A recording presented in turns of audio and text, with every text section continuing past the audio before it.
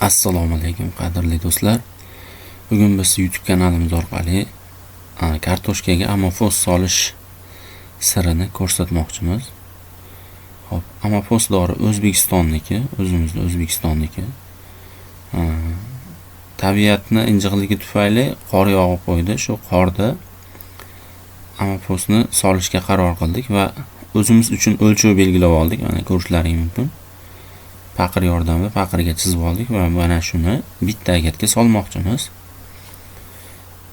Tabiat injiqligi tufayli qor bo'lgani uchun biroz bizga yengillik bo'lyapti. Agar loy bo'lganda uzoqroq bo'lardi.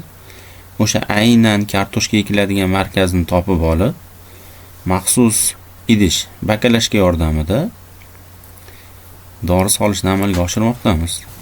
Ushbu jarayon hozir bizga biroz osondek tuyulyapti.